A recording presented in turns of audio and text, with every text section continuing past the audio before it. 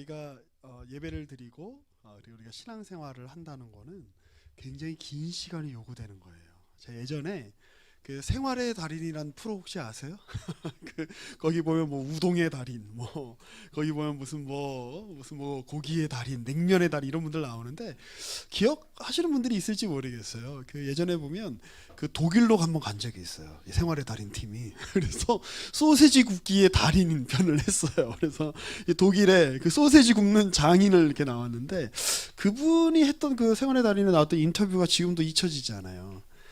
소세지를 굽는데 여러분 몇 년 동안 몇 년이면 그 소세지 굽는 걸 마스터할 수 있을까요? 우리 상부 형제는 한 몇 년 정도 걸릴 것 같아요. 그러니까 소세지 그냥 굽는 거야. 만드는 게 아니고 굽는 거. 10년. 역시 상부 형제님은 지혜가 있는 사람이야. 훌륭합니다. 그 달인이 그렇게 얘기하더라고요. 적어도 기본은 3년은 걸린다. 근데 한국 사람들한테 가르쳐 보면 3년을 버티는 사람이 없다. 3개월만 배우면 다 배웠다 생각하고 간다는 거예요. 그러니까 사실 그 소세지 굽는 게 무슨 뭐 어려운 일이 있겠어? 그렇게 뭐 많은 기술이 요구되겠어? 그런데 한 3년은 구워야 이 적당한 온도와 적당한 굽기와 이게 된다는 거예요. 여러분 우리의 인생은 하나님이 뭐 3개월만 사고 끝내라, 뭐 3년만 살고 끝내라 이렇게 하지 않으셨어요? 어떤 사람은 뭐 30년, 어떤 사람은 60년, 어떤 사람은 90년. 우리가 뭐 언제 하나님이 우리를 부르실지 모르지만 그 긴 시간 동안에 하나님 우리에게서 좀 만들어내려고 하시는 게 도대체 뭔가를 이렇게 우리가 보려면 뭐가 좋아야 될까요? 잘 살필 수 있는 눈이 필요합니다. 그리고 인내심이 필요해요. 자, 여러분들에게 저 초반에 했던 이야기 기억나세요? 한 공동체가 저 공동체성을 익히려면 적어도 한 사람을 알아가는데 저는 2년 이상은 필요하다고 생각해요. 그래서 여러분들이 아직은 우리가 서로 어색한 사람이 있을 수도 있고 마음에 들지 않는 사람이 있을 수도 있고 그리고 뭔가 이렇게 좀 불편한 어떤 그런 것들이 있을 수 있지만 적어도 2년은 여러분들이 이렇게 잘 지켜보세요. 그러면 2년을 지켜보면 안 보이던 게 보이기도 하고 2년을 지켜본다 그래서 또 그 사람이 나아지지는 않아요. 예. 준호 형제가 2년이 지난다고 해서 저랑 얘기를 잘할 것 같지는 않아요. 자, 그런데 뭐가 이렇게 달라질까요? 예. 2년 동안 보면서 이 사람은 이런 사람이구나. 나는 이 사람 앞에서 이렇게 해야 되겠구나. 라는 어떤 그 지혜와 인내와 그렇다고 제가 준호 형제를 제가 대하는 데 있어서 제게 인내와 끈기가 늘 필요하다는 뜻은 아니에요. 오해하지 않아 주셨으면 좋겠어요. 또 눈 그렇게 뜬다 또. 자, 그게 필요한 거예요. 하나님 그래서 우리 이렇게 공동체로 묶어주시는 거예요. 청년회 때 여러분 이런 훈련을 한다는 거 여러분 굉장한 여러분 복입니다. 자, 우리 오늘 이제 말씀부터는 이제 주기도문을 제가 너무 오래 한 것 같아서 근데 아직 끝나지는 않았어요. 자, 자 그런데 너무 오래 한 것 같아서 좀 약간 좀 고민스럽긴 한데 자 오늘부터는 여러분 일곱 번째 인을 떼면 이제 뭐 일곱 나팔이 또 이렇게 나오죠. 요한계시록에 보면. 자, 그래서 오늘은 특별편 이제부터 자 이야기를 할 텐데요. 자, 이건 빨리 넘어갈게요. 우리 주기도문의 우리 구조를 이제 늘 말씀을 드리는데 우리 마지막 간구를 좀 보고 있어요. 우리를 시험에 들게 마시옵고 다만 악에서 구하시옵소서. 그 뒤에 붙는 말 그거는 사실 송영에 가까워요. 영광송에 가까워요. 나라와 권세와 영광이 아버지께 영원히 있습니다. 이거는 그러니까 이제 실질적인 간구는 사실 이게 마지막 간구인데 이게 사실 여러분 성경 전체로 굉장히 관통하는 주제인 거예요. 그래서 이제 우리가 창세기부터 살펴보는 거죠. 왜 하나님은 인간을 만드시고 왜 시험하실까? 왜 이렇게 시험을 겪는 상황이 두실까? 우리 모두의 불만이잖아요. 그렇지 않아요? 예. 자, 그래서 오늘부터는 이제 이 창세기 22장 이야기를 7번에 걸쳐서 제가 할 겁니다. 도대체 창세기 22장을 7번이나 한다고 또 지겨우실 수도 있겠지만 제가 그래서 아까 그 얘기를 한 거예요. 소세지 굽는데 몇 년이 필요하다? 3년이 필요하다. 한 장 한 장을 좀 이렇게 음미하면서 같이 보는 그런 훈련을 여러분들하고 같이 좀 이렇게 같이 하고 싶어요. 그래서 이제 이런 시간을 갖는 거고요. 자, 이 성경은 거대한 고원과도 같고 거대한 대륙과도 같습니다. 그러니까 저 옛날에 중국의 북서부 쪽에 있는 신장 위구르 지역을 이제 수차례 단기 선교를 간 적이 있는데 그 지역하고 이제 티베트 지역하고 네팔 지역하고 이런 데를 다 아우르는 고원이 이름이 있어요. 그 고원의 이름이 뭔지 아세요? 파미르 고원이에요. 세계의 지붕이라고 하는. 그 파미르 고원 안에 그 영역 안에 사실은 에베레스트도 있고 K2도 있고 막 그런 거예요. 그 올라가면 굉장하죠. 기본이 한 3,000m, 4,000m 해요. 숨도 쉬기 힘들어요, 처음에는. 근데 거기 보면 봉우리가 하나만 있는 게 아니라 굉장히 여러 봉우리들이 있어요. 특별히 우리가 창세기라고 하는 이 고원을 우리가 이렇게 살필 때에 아주 특출나게 솟아오른 고원이 하나 있는데, 저는 그 바로 창세기 22장이라는 봉우리라고 생각해요. 그러면 이 산 꼭대기로 올라가려면 처음부터 여기 갈 수는 없잖아. 그렇죠? 밑에서부터 하나씩 올라가야 돼요. 산 밑에서부터. 그래서 계곡을 지나고 협곡을 지나고 이렇게 올라가면서, 야, 이 꼭대기가 올라갔을 때, 야, 이게 어떤 전경이 지금 펼쳐지는구나라는 걸 볼 수 있게 되는 거예요. 자, 그래서 저와 여러분이 앞으로 이제 한 7차례에 걸쳐서 창세기 22장이라는 봉우리를 한번 같이 등반했으면 좋겠어요. 자, 먼저 우리 이제 이 22장을 먼저 읽고 질문을 한번 해봐라라고 이제 제가 이제 했더니 몇몇 우리 조회에서 또 성실하게 질문을 이렇게 잘 보내주셨어요. 근데 대부분 많이 하는 생각이, 도대체 하나님 이런 욕을 왜 하지? 왜 자식을 바치라 그러지? 그 실제로 여러분 고대에 그 여러 문명권에서 그 인신 제사의 흔적들이 다 있어요. 그래서 이제 뭐 정신분석 학자들이나 뭐 이렇게 뭐 이제 인류학자들 같은 경우에는, 그러니까 인간의 그 내면 아주 그 초창기의 종교 형태가 사람을 바치는 그런 종교 형태가 굉장히 보편적이었을 거라고 보는 사람들도 많아요. 뭐 대표적인 게 마야에 있는 그러한 그 피라미드 같은 거죠. 그 저기 남미에 있는 그쪽 피라미드, 이집트 피라미드 말고 그 꼭대기에서 뭐 하는 거예요? 사제가 탁 해서 이렇게 이렇게 준영제가 이렇게 아주 양처럼 생겼잖아요. 근데 이제 실제로 사람을 바치는 거예요. 그 위에서 딱 하고 살아 있을 때 이렇게 가슴을 갈라가지고 심장을 꺼내는 게 아주 중요한 종교 예식이었다 그러죠. 굉장히 끔찍하죠. 그런데 그 정도의 강렬함이 없이는 신을 만족시킬 수 없다. 이게 인간이 갖고 있는 아주 깊은 종교성 중에 하나예요. 실제로 이스라엘이 정착했던 가나안 땅에도 인신제사 흔적들이 굉장히 많았던 것 같아요. 인신제사를 했다는 흔적들이 성경에 막 기록되어 있죠. 뭐 성경에 보면 몰렉신 혹은 몰록신이라고 하는 그 신이 그 자식을 요구하는 신이었어요. 그래서 그 신을 경배할 때 어떻게 하냐면 아들을 불 가운데 집어넣는 거예요. 불태워 죽이는 게 경배하는 방식이었어요. 너무너무 끔찍하죠. 근데 이 정도의 성의는 보여야 신이 들어준다. 약간 이런 마음이 있는 거예요. 근데 하나님이 그런 걸 요구하시는 분일까요? 너 네 자식을 바쳐야 내가 네 기도 들어줄 거야? 아니라는 거죠. 그런데 우리가 먼저 살펴볼 거는 이 문장이에요. 말이 되지 않는 요구를 마음껏 할 수 있는 관계는 어떤 관계일까요? 말이 되지 않는 요구를 막 터무니없는 요구를 할 수 있는 관계는 여러분 어떤 그 관계일까요? 뭐 예를 들어 뭐 우리 그 미영자매님이 저한테 오늘 올 때 저한테 뭐 이렇게 좀 저기 교회 바로 오지 말고 저기 서울에 저기 뭐 어디 뭐 삼청동에 가면 아주 유명한 빵집 있으니까 거기 가서 빵 좀 사갖고 와라. 저한테 요구하시면 제가 어떻게 할까요? 요구하면 제가 할 것 같긴 해요. 할 것 같기는 한데 뭐 유영자매 저한테 요구하지는 않겠죠, 그렇죠? 뭐 할 수도 있으려나? 하여튼 뭐 잘 모르겠네. 하여튼 뭐 지혜자매님이 오늘 저한테 올 때 뭐 그냥 오지 말고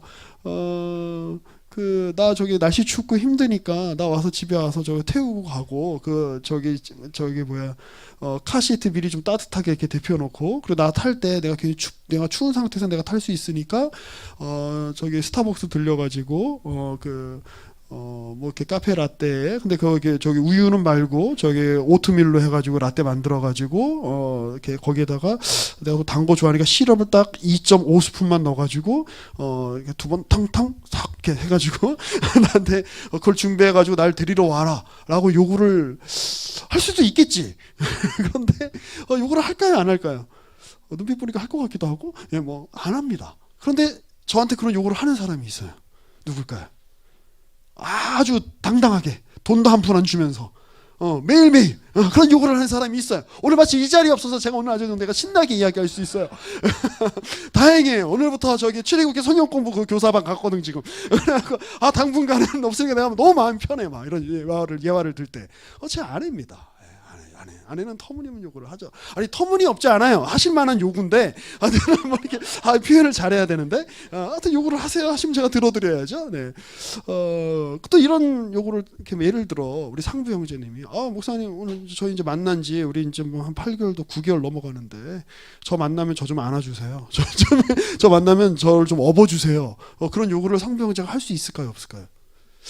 하면 뭐 제가 할 수는 있어요. 들어드릴 수는 있는데 그런데 그 요구를 하는 그 존재가 있어요. 나를 볼 때마다 자기를 안으래, 자기를 업으래. 그래 나보고 말이 되래.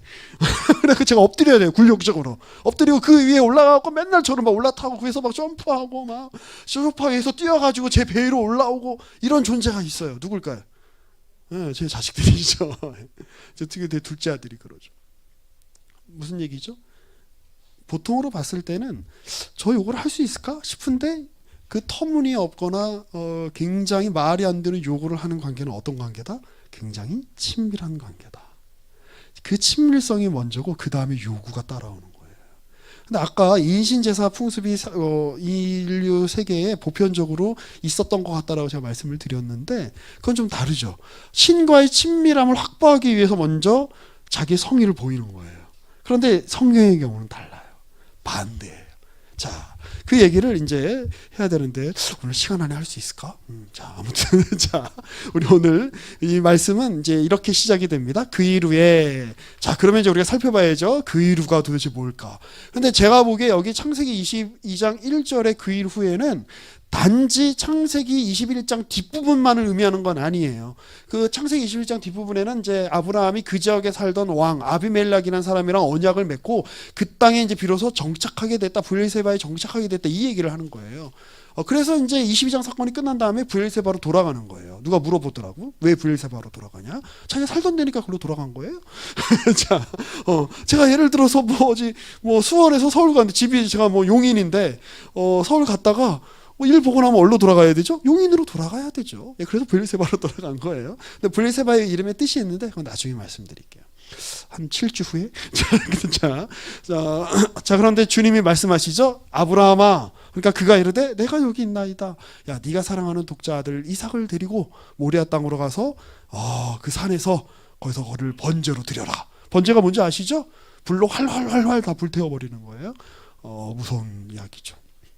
그런데 여기서 이제 우리가 이렇게 질문해야 되는 거죠. 아브라함에게 하나님은 도대체 어떤 분일까? 아니, 바꿔서 이거 나중에 할 거구나. 자, 그러면서 이제 우리가 지난주에 살펴봤던 내용을 봅시다. 아담 하와가 있었죠. 가인이 태어났죠. 아벨이 있었죠. 근데 아벨이 죽었죠. 가인이 죽였어요. 자, 그래가지고 이제 셋이 태어났죠. 네. 그리고 이제 가인의 족보는 이렇게 이어지죠. 우리 다 기억나시죠? 네. 자, 쩍쩍쩍쩍쩍쩍. 예. 그래서 이제 인류의 문명이 이제 발달하고, 자, 인간의 어떤 그 삶이 이렇게 펼쳐지는데 물질적으로는 풍요로워지고 예술적으로도 풍요로워지고 정신적으로도 풍요로워진 것 같고 기술적으로도 풍요로워졌는데 뭐가 가득하게 됐어요? 죄악이 가득하게 됐어요. 돈은 있으면 좋아요, 여러분. 그렇죠? 뭐 예술적인 능력은 있으면 좋아요. 그런데 그게 죄인의 손에 붙잡히게 될 때 죄에게 악에게 붙잡히게 될 때 돈이 얼마나 무자비하게 악행을 합니까? 그렇죠? 기술이 막 그렇죠. 기술 자체가 뭐 나쁘겠어요? 그런데 기술이 좋아져서 한 방에 수십만 명을 죽일 수 있는 기술로 수십만 명을 죽일 수 있잖아요. 그거 얼마나 무서워요. 자, 왜 안 들어가죠? 자, 아담의 족보도 한번 봅시다. 자, 아담의 족보는 제가 지난주에 말씀드렸죠. 하나님이 이제 선조예요. 자, 그다음 아담, 그다음 셋, 그다음 누굴까요? 에노스 맞나? 자, 이때부터 하나님의 이름을 부르기 시작했어요. 자, 그래서 쭉쭉쭉쭉쭉 또 이제 나가요. 자, 다음 주에 이거 성경 퀴즈 볼 거예요. 자, 자, 에녹의 아버지는 누구였는가? 뭐 야렛, 뭐 이러자. 그런데 제가 어제 이거 하다가 제가 약간 PPT를 좀 늦게 보내드렸어요. 갑자기 내가 이상한 거에 꽂혀가지고, 자, 이게 무슨 숫자냐면, 아들을 낳았을 때의 숫자예요. 자, 아담이 130살에 셋을 낳았어요. 셋이 105세에 에노스를 낳았어요.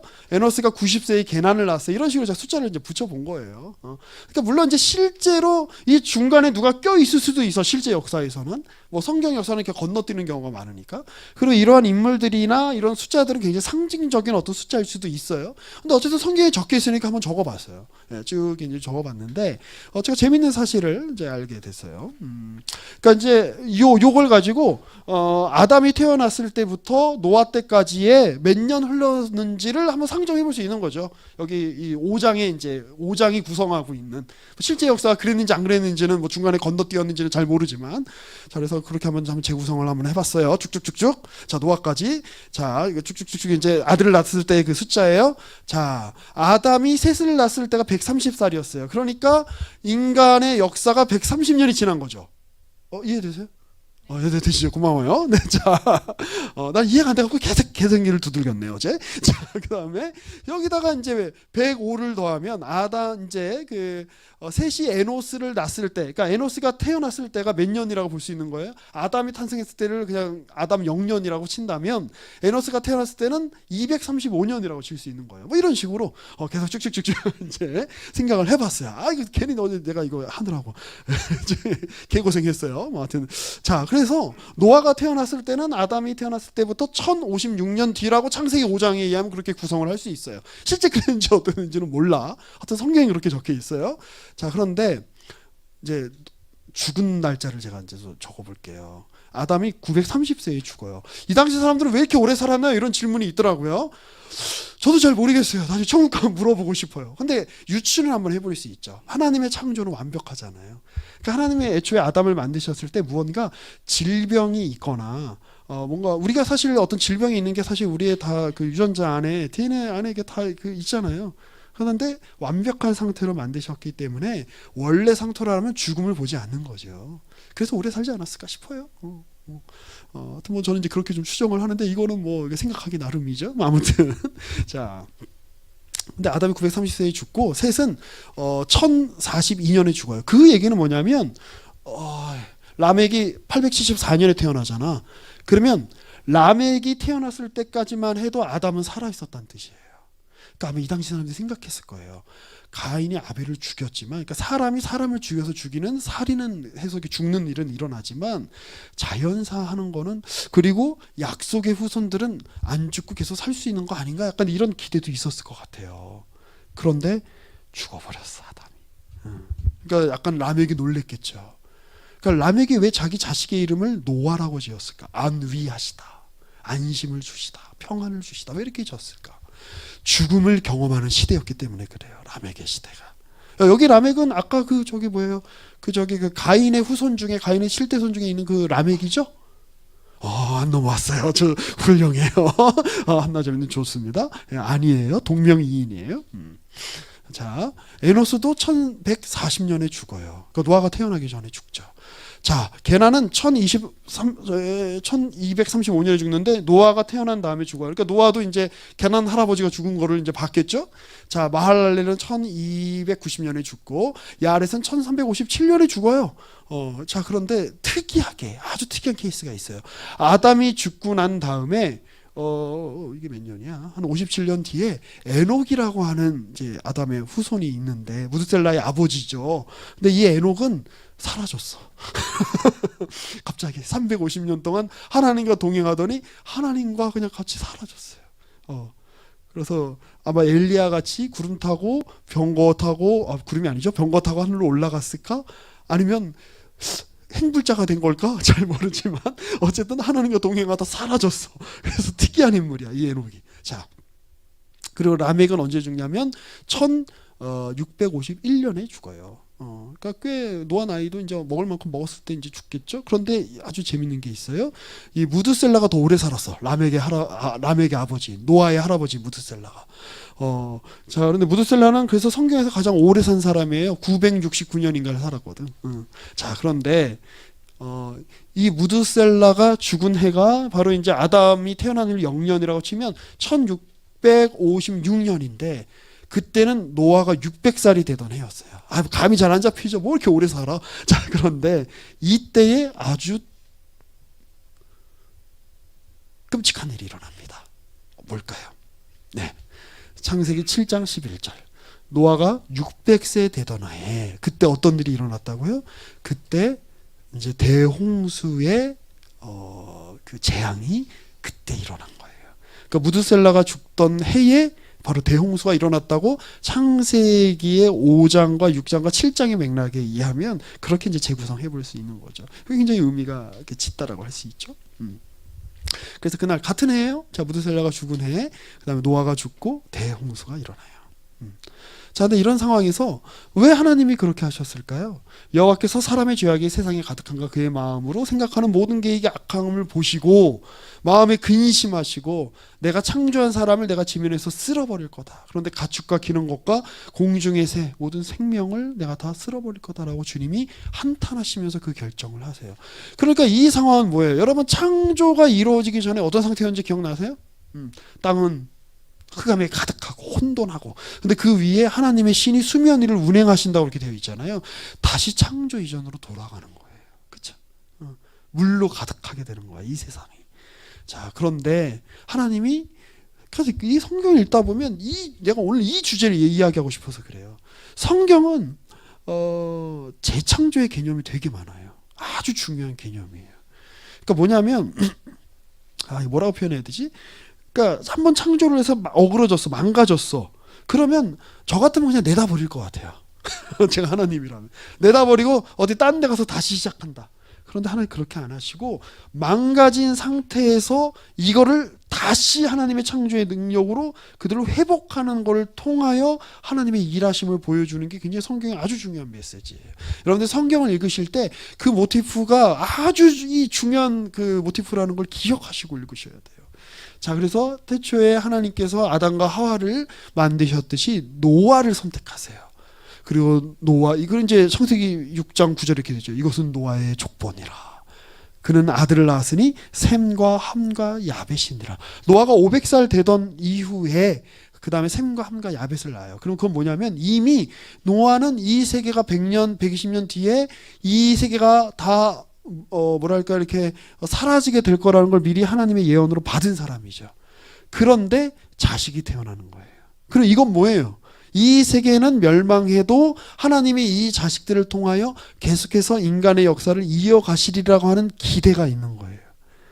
이 모든 세계가 절멸해도 하나님은 하나님의 언약 가운데 신실하신 가운데 하나님의 뜻 가운데에 우리의 후손들을 계속 이어지게 하실 것이다. 인간의 역사를 완전히 종결하지는 않으실 거다라는 기대. 약간 그 의미하는 바가 좀 크죠. 그래서 이제 홍수가 다 끝난 다음에 이제 노아가 이제 그의 자식들과 함께 방주에서 나왔을 때 주님이 이렇게 말씀하시죠. 우리 9장 1절, 창세기 9장 1절 같이 한번 읽어볼까요? 시작. 하나님이 노아와 그 아들들에게 복을 주시며 그들에게 이르시되, 죄송해요. 자, 시작. 생육하고 번성하여 땅에 충만하라. 이거 언제 많이 들었던 구절이죠? 창세기 1장. 하나님이 아담과 하와를 만드시고 주셨던 명령을 다시 한번 주시는 거예요. 그러니까 이거는 하나님께서 다시 한번 재창조의 능력으로 이 어그러진 세상을 다시 하나님이 기회를 주시고 회복하시는 모습을 이 9장에서 보여주고 있는 거죠. 그런데 이 언약이 이제 이렇게 쭉 이어지는데요. 이거 뭐 나중에 또 자세히 살펴볼 기회가 있을 것 같아요. 넘어갈게요.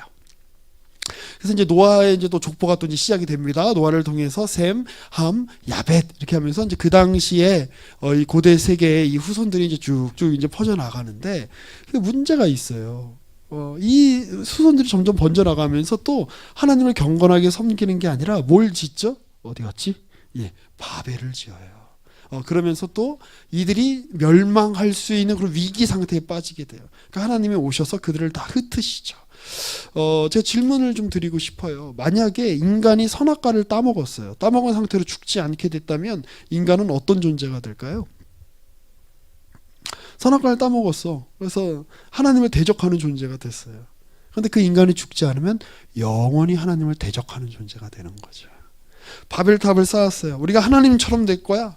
우리는 하나님의 이름처럼 우리는 높아질 거야 라고 하는 상태에서 멀쩡하게 머물러 있어요. 그러면 그 인간은 어떻게 될까요? 계속 하나님과 대적하고 하나님을 거부하는 그 죄인의 상태로 계속 거기 머물러 있겠죠. 그러니까 하나님이 흩으시는 게 은혜인 거죠. 하나님이 그렇게 흩으시고 나서 그리고 나서 창세기 11장에 뭐가 나오냐? 11장 먼저 끝에 보면 이제 셈의 족보는 이러하니라 그러면서 노아의 후손이었던 셈의 이야기를 쭉 이야기하고 셈이 100세에 홍수 2년 곧 아르박삿을 낳았고 하면서 이제 쭉 요것도 한번 족보를 정리하고 계산해 볼까 하다가 졸려가지고 그냥 생략했어요. 자, 그리고 자, 셈의 후손 중에 누가 있냐? 데라라고 하는 사람이 나왔는데 이 사람이 70세에 아브라함과 나홀과 하란을 낳았더라. 그러면서 누구가 등장해요? 바로 아브라함이라는 이름이 등장해요. 자, 그러면서 창세기 12장이 펼쳐지는 거예요.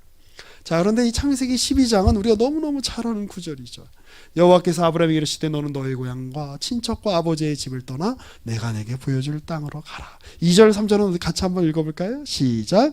내가 너로 큰 민족을 이루고 내게 복을 주어 내 이름을 창대하게 하리니 너는 복이 될지라. 너를 축복하는 자에게는 내가 복을 내리고 너를 저주하는 자에게는 내가 저주하리니 땅의 모든 족속이 너로 말미암아 복을 얻을 것이라 한지라. 우리 여기 뭐 2절 3절 우리 요건 너무너무 우리가 잘 아는 이제 구절이죠.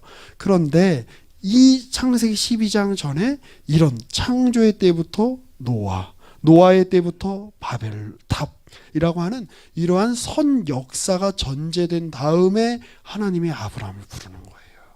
그리고 아브라함이 주시는 이 명령의 이 구조를 한번 보세요. 하나님이 아담과 하와에게 주셨던 명령, 그리고 하나님이 홍수가 끝난 다음에 노아에게 주셨던 명령, 온 세계로 나아가라 라고 하는 그 명령에 이어지는 명령이죠. 그러니 하나님이 아브라함을 선택하신 것은 얼마만큼의 에너지로 선택하신 걸까요? 하나님은 전능하시지만 굳이 힘이 들어간 정도를 따지자면 이 세계를 창조하셨을 때 힘을 쏟으신 것과 똑같은 힘으로 아브라함을 선택하신 거예요. 노아를 홍수에서 건져내시고 그에게 새로운 삶을, 그를 통하여, 그의 후손들을 통하여 새로운 삶을 열어주기를 결정하신 그 재창조의 능력을 기울이신 것만큼 그 하나님의 집중과 의지와 노력을 가지고 아브라함을 선택하셨다는 거예요. 그러니까 아브라함을 선택하신 문제는 단지 그냥 한 명, 하나님이 어떤 한 사람에게 복을 주시고 한 사람을 구원해 주신다라는 정도의 차원이 아니라 아무것도 없던 데서 이 세계가 만들어진 것만큼의 하나님 입장에서 보면 중요하고 충격적인 사건이다라는 걸 기억하실 필요가 있어요.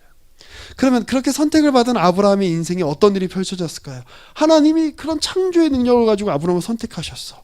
그러니까 아브라함에게는 초인적인 능력이 나타났겠죠. 그래서 아브라함이 눈빛 한 번만 딱 하면 레이저가 나가가지고 뭐 그 당시에 이집트의 왕을 제압하고 아브라함이 딱 기도 한 번만 하면 갑자기 막 하늘에서 막 케이크가 떨어지고 하늘에서 갑자기 막 통닭이 떨어지고 그런 일이 일어났을까요? 아니요. 애초에 그런 종류의 삶을 하나님이 인간에게 요구하셨다면 창조 때부터 그렇게 살게 하셨을 거예요. 아니요.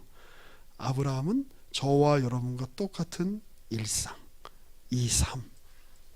그런데 이 지난한 삶, 언제 끝날까 하는 삶, 그리고 언제나 고민과 걱정과 근심이 늘 가득한 삶.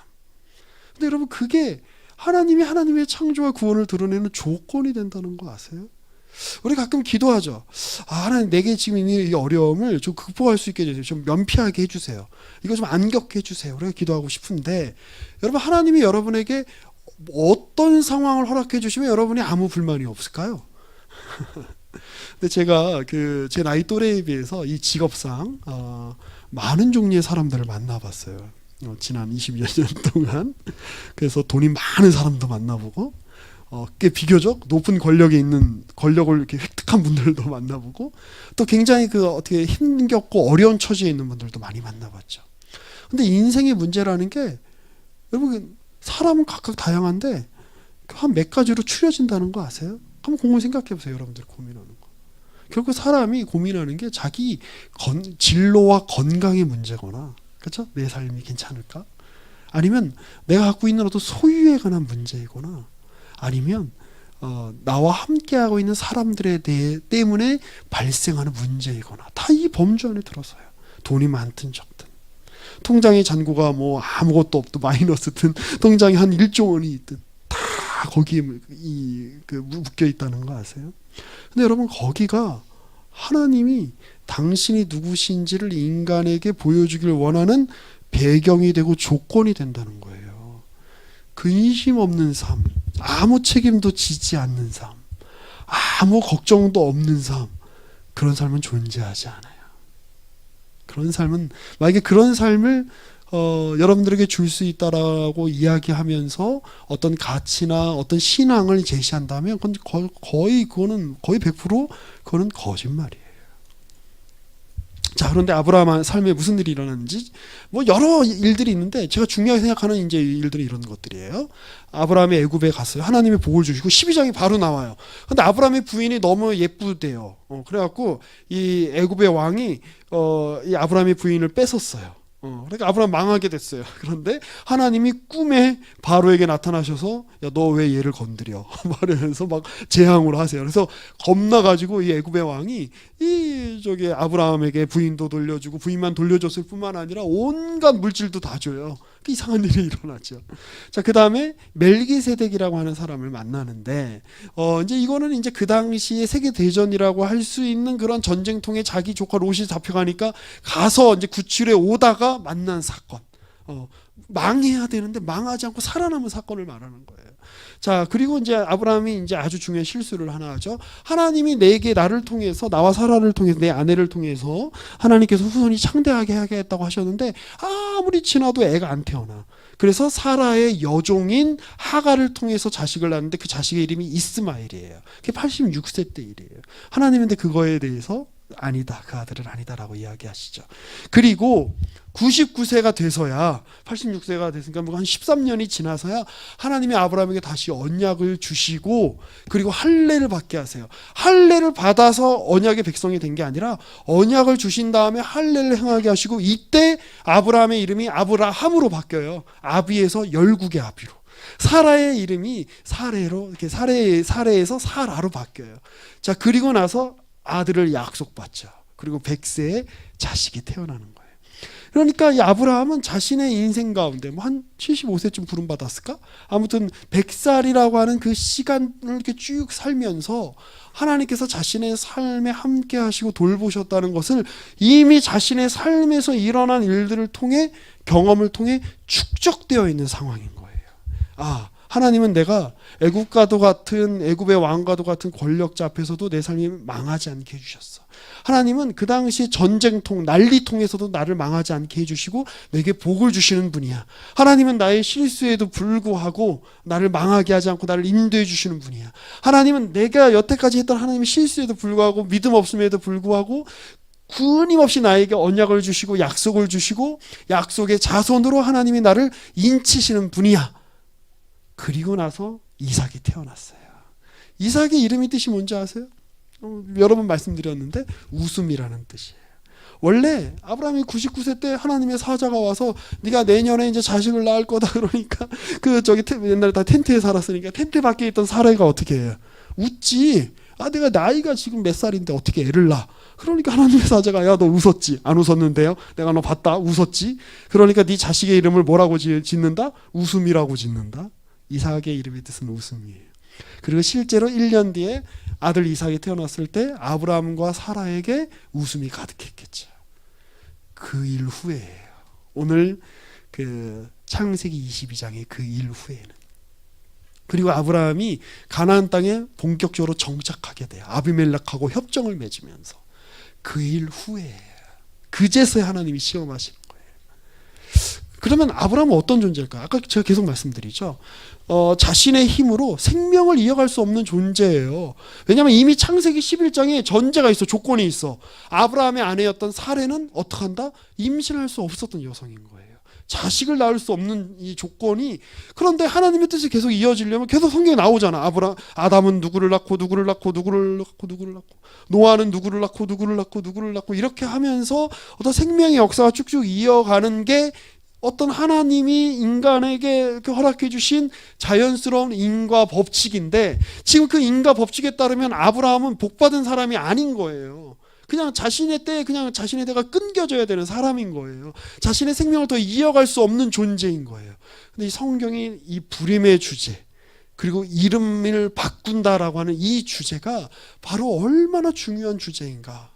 하나님께서 이룰 수 없는 조건 속에 있는 이들에게 하나님이 이룰 수 있는 것을 만들어내시는 그 주제가 아브라함에게서 아주 독특하게 드러나고 있는 거죠. 분명하게 드러나고 있는 거죠. 그래요. 내가 이제 이쯤 오면, 내가 어제 PPT 준비하면서 그래 이쯤 오면 약간 알듯 모를 듯한 표정을 지을 거야 라고 충분히 저는 예상을 했어요. 자, 그런데 잘 따라오고 있어요. 한번 계속 이 얘기를 이제 계속 듣다 보면 아마 이제 이해가 되실 거예요. 자, 오늘은 이렇게 정리를 해보고 싶어요. 아까 보여드렸던 PPT인데, 터무니없는 요구, 말이 되지 않는 요구를 마음껏 할 수 있는 관계는 어떤 관계라는 거예요? 친밀한 관계라는 거지. 아브라함에게 하나님은 어떤 분일까요? 아까 이거 기억나세요? 이거 아브라함의 생애. 그냥 하나님 좋은 분이 이 정도가 아니라 내 이 못남에도 불구하고, 나의 실수에도 불구하고 내 삶을 끊임없이 인도하시며 끊임없이 나한테 약속을 주시고 그 약속을 실현하시는 분이 누구다? 하나님이다. 아브라함은 그 이해가 있는 거예요. 그 이해가. 그런데 다시 묻고 싶어요. 그러면 이쯤 되면 하나님에게 아브라함은 어떤 존재일까요?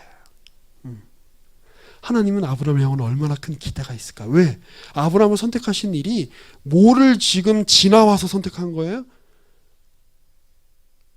아담, 가인, 인간의 죄의 역사, 창세기 6장부터 나오는 그러한 노아의 역사, 대홍수. 그냥 하나님은 끝장내버릴 수도 있었어요. 이 지구를, 이 세계를. 그런데 그럼에도 불구하고 하나님이 인간을 향한 기대를 가지고 그 역사를 이어오시고 기회를 주셨음에도 불구하고 또 바벨탑을 쌓는 거야. 희망이 없는 거야, 인간에게. 그런데 끊임없이 인간에게 하나님께서 인간을 기대하시고 인간에게 희망을 가지시고. 신기하죠. 우리는 하나님께 희망을 갖는 게 우리가 하나님께만 하는 일인 줄 알았는데, 의외로 성경을 보면 하나님이 인간에게 희망을 갖고 계시다는 거 아세요? 하나님이 여러분들 그렇게 여기신다는 거 아세요? 우리는 하나님이 내게 어떤 일을 해주셨으면 좋겠어라고 우리가 하나님을 소망한다고 생각하는데, 가만히 보면 하나님이 여러분들을 엄청 희망하시고 하나님이 여러분들을 소망하고 있다는 거 아세요? 마치 욥에게 그렇게 하셨던 것처럼. 하나님에게 아브라함은 어떤 존재일까? 묻고 있는 거예요. 이 창세기 22장. 아까 우리가 읽었던 이 구절을 제가 몇 개를 제가 좀 이렇게 노란색으로 좀 포인트를 줬어요.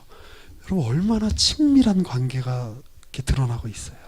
하나님이 아브라함을 시험하려고 부르시는데, 야 이 새끼야 이렇게 안 부르세요. 야 임마 이렇게 안 부르세요. 아브라함아 이름을 불러주시죠. 그러니까 아브라함이 뭐라 그러죠? 그가 이르되 주님 내가 여기 있습니다. 친밀한 표현이에요. 굉장히.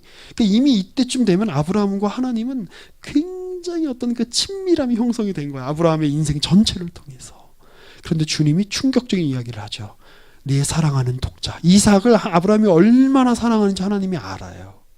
그런데 이 터무니없는 요구를 통해서 아브라함과 하나님 사이에 있는 친밀함이 얼마나 큰가를 지금 이 성경은 보여주고 있는 거죠. 그렇다고 해서 여러분 앞뒤 맥락 다 자르고 하나님은 자식 바치는 걸 좋아하니까 나도 내 자식을 바쳐야겠다 생각하는 건 오해예요. 우리 옛날에 목사님들이 이런 거 갖고 이렇게 많이 설교 많이 하셨는데, 아브라함은 가장 자기가 사랑하는 이 아들도 갖다 바쳤는데, 너는 우리 준우 형제님이 제일 사랑하는 게 뭐예요? 요즘 귀하게 여기는 거 자동차. 자동차를 바쳐야지. 교회에 바쳐야지. 기왕이면 이 교회와 하나님의 대리자인 목사님에게 바쳐야지. 이런 식으로 옛날에 많이들 설교들 하고 하셨는데, 그런 뜻이 아니에요. 앞뒤 맥락 다 자르고 나한테 가장 소중한 걸 하나님께 드리면 하나님이 그거에 걸맞는 보상을 주신다. 아니에요. 하나님이 지금 어떤 아브라함이 이삭을 바쳐서 하나님과의 관계를, 친밀한 관계를 획득하려고 바치는 게 아니에요. 이미 친밀한 관계가 먼저라니까. 아까 초반에 잘 말씀드렸잖아요. 왜 아내는 저한테 그렇게 매일마다 말이 안 되는 무리한 요구를 할 수 있을까요? 옆집에 사는 아줌마가 제 아내가 하는 요구를 저한테 한다면 제가 들어줄까요? 안 들어주죠. 저 옆 동네 사는 애가 저한테 뭐 그런 요구를 한다면 막 나랑 맨날 놀아달라 그러고 나한테 맨날 용돈 달라 그러면 제가 들어줄까요? 안 들어주겠죠. 제 자식이니까, 제 아내니까. 하나님이 이야기하는 거예요. 아브라함아, 예 하나님, 내가 너 얼마나 소중하게 생각하는지 알지. 나도 네가 참 소중하다. 자, 이게 전제되는 요구라는 걸 기억하셔야 돼요. 그래야 하나님을 이상한 분으로 생각 안 해. 자, 정리해 봅니다. 이 대목을 읽는 동서고금의 모든 사람이 이런 질문을 던졌고 앞으로도 이런 질문을 던질 거예요. 도대체 아브라함은 하나님과 얼마나 친밀한 관계이기에 하나님은 이런 터무니없는 요구를 하고 계시고 아브라함은 그 요구를 받고 있는가? 이게 여러분 우리가 창세기 22장이라고 하는 봉우리로 올라갈 때 처음 내딛어야 되는 발걸음이 되어야 돼요. 이 질문이. 하나님은 지금 굉장한 자리로 아브라함을 이끌고 계세요. 높은 고봉으로 산꼭대기로 지금 아브라함을 끌고 가고 계시는데 그곳은 이전에 인간이 경험한 적이 없는 특별한 자리예요. 하나님은 인간이 생각하는 인간과 신의 합리적인 관계가 아닌 비합리적인 요구를 주고받는 놀랍도록 친밀한 관계를 요구하고 계세요. 우리 사회에는 이 효율성과 이 합리성으로 포장된 이기심이 굉장히 이렇게 주된 이데올로기가 된 그런 사회 같아요. 우리가 다 따지죠. 만남도 다 따지고 내가 이 사람 만나면 어떤 유익이 있을까? 내가 이 사람에게 내가 몇 시간을 내가 투여할 수 있을까?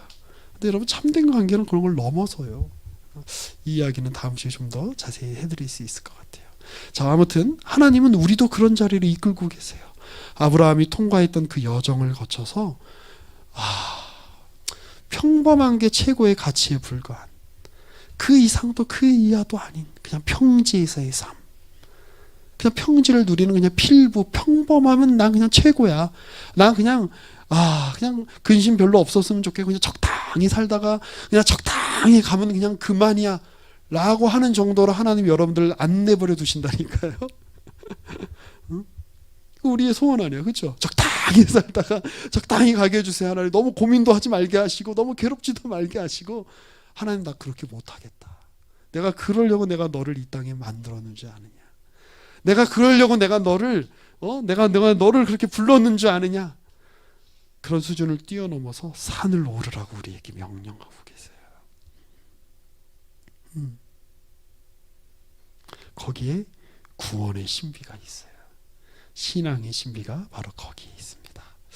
자, 우리 오늘은 조별 나눔을 하실 때 우리 너무나 친밀해서 나의 말이 안 되고 무례해 보이는 요구조차도 들어주는 혹은 내가 반대로 상대의 그런 요구를 들어주는 친구 혹은 가족, 지인 다 좋아요. 그런 사람이 있습니까? 한번 이따가 나누어 보세요. 그리고 왜 이걸 나누라고 하냐면 아브라함과 하나님이 아브라함에게 요구하시는 이 내용, 그리고 아브라함이 응답하는 이 내용이 바로 우리가 경험하는 이러한 친밀감이 극대화된 상태에서 그 조건 속에서 이루어지고 있다는 것을 우리가 좀 함께 나눠봤으면 좋겠어요. 자, 그러면서 이것도 한번 나눠보세요.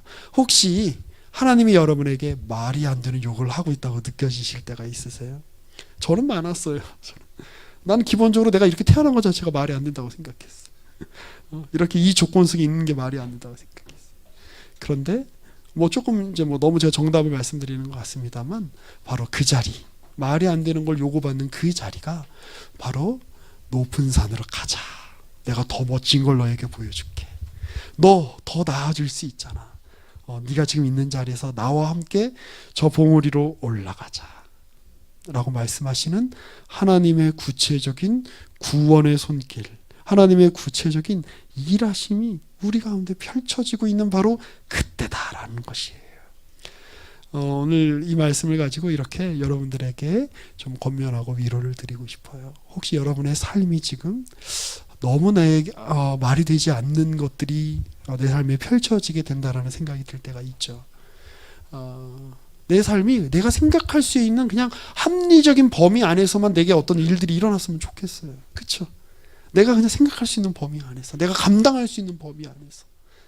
그런데 내가 감당할 수 없는 일들이 내게 맞닥뜨려 오는 것 같이 생각될 때가 여러분 아마 있으실 거예요. 많이 있으실 거예요. 여러분 그때가 하나님께서 여러분들에게 여러분의 손을 잡고 야, 여기 땅에 있지 말고 같이 한번 산에 올라가자. 멋진 경치를 같이 보자.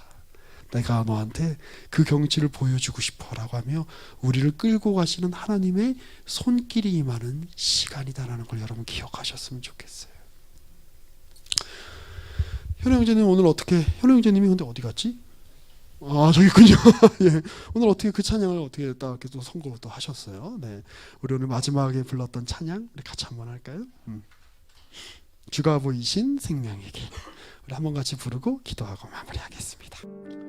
이제는 우리 구주 예수 그리스도의 은혜와 하나님 아버지의 사랑과 성령의 교통하심이 주님과 함께 거룩한 산, 성령의 산, 약속의 산을 올라가기를 원하는 그 마음으로 또 우리의 삶에 펼쳐지는 시련과 말이 되지 않는 것들과 막막한 것들을 믿음으로 품으며 나아가기 원하는 우리 모든 광교산일교회 청년들을 위해 지금부터 영원까지 함께 계실지어다. 아멘.